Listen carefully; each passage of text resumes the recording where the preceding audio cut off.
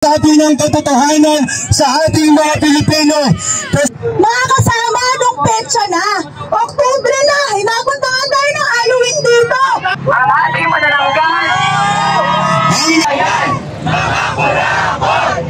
mga kasama. Mga grupo ng kabataan ay nagsagawa ng kilos protesta dito sa harapan ng People's Power Monument sa EDSA.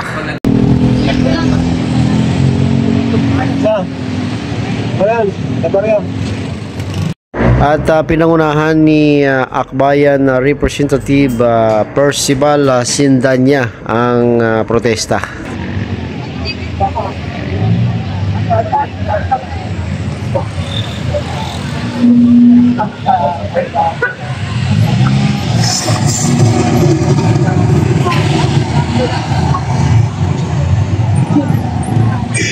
Tulog na yan, mga kurang-konti!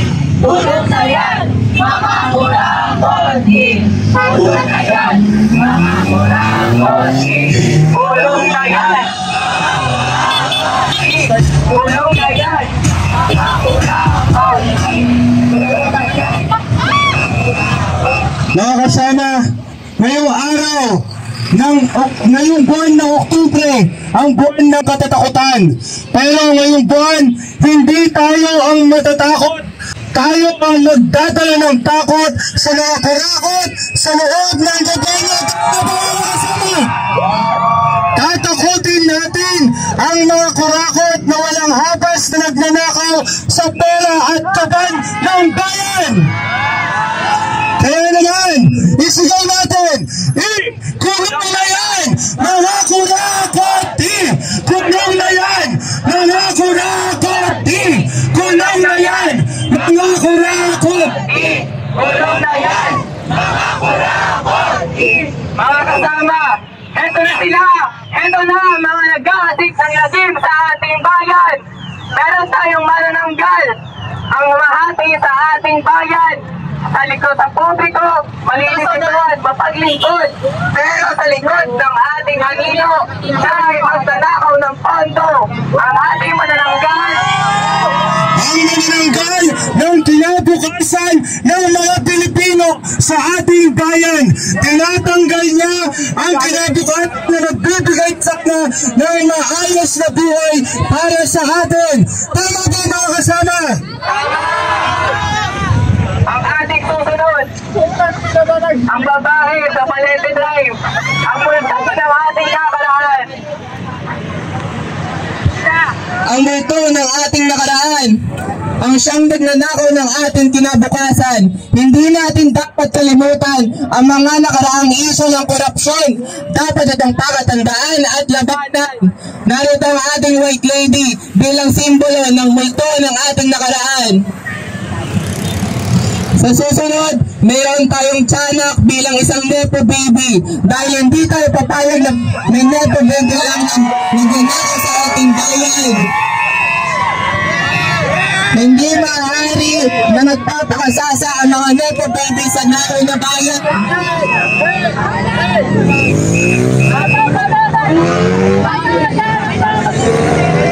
Ang susunod naman nating mananakot sa mga korap, ang ating kapre na marunong magsinungaling, na hindi na nagsasabi ng katotohanan sa ating mga Pilipino.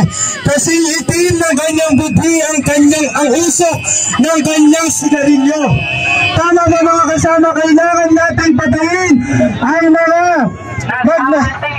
nangyagip sa ating bayan. Tama ba mga kasama?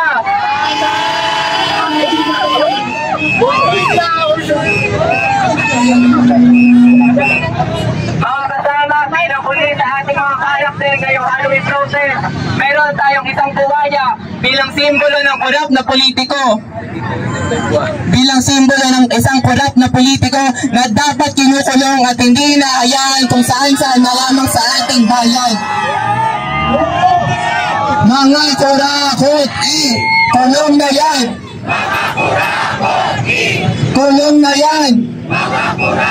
Mga kasama, narito sa ating harap ang mga nag-aasik ng lagim sa ating bayan, pero hindi dapat sila ang ating kinakatakutan. At dapat hindi rin tayo natatakot sa mga korap na politiko, dapat silang panagutin at sugpuin.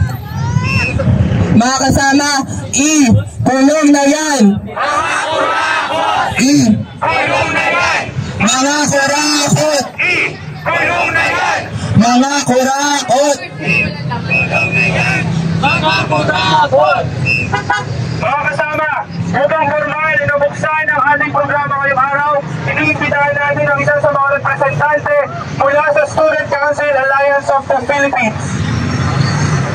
Mga kasama, bilang magsasalita at representante ng kabataang kababaihan, narito si kasamang Claire upang magsalita ng kanyang pahayag.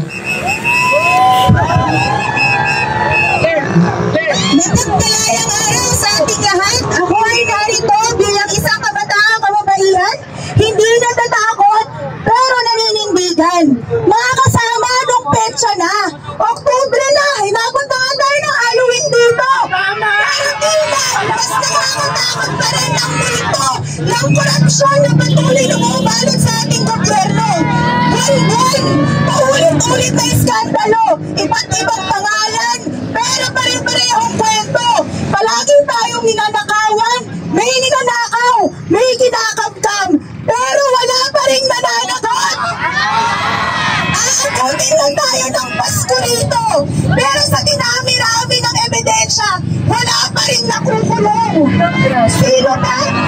Sino ba ang nagbabayad kapag ninanakaw ang mga bondong ito? Tayong mga estudyante na nawawalan ng scholarship, ang mga kabataang babae na nawawalan ng oportunidad. Malinaw na isa itong kalabas-tanganan sa ating kinabukasan nating mga kabataang Pilipino, lalo na nating mga kababaihan. Bawat pisong ninanakaw ay katumbas ng kakulangan sa eskwelahan, sa ospital, sa proteksyon laban sa karahasan. Habang may mga opisyal na nagpapakasasa sa pera ng bayan, may mga batang babae na napipilitang huminto sa pag-aaral at may mga babaeng patuloy na naghihirap at nagsasakripisyo para sa kanilang pamilya. Kaya ngayong araw, tayo bilang kabataang kababaihan ay tumitindig at naninindigan. Hindi tayo papayag na nakawin pa ang ating kinabukasan ng dahil sa tiwalaan. Ang panawagan natin, panagutin ang mga tiwali, panagutin ang mga kurangot. Hindi pwedeng may pangalan lang, hindi pwedeng may mga umiikot lang na kwento. Dapat may makulong, ikulong ang mga kurang. Walang palusot, walang proteksyon. Justisya para sa bayan, justisya para sa kabataan.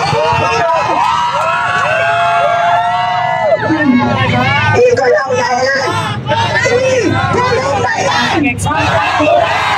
Ikulong na yan!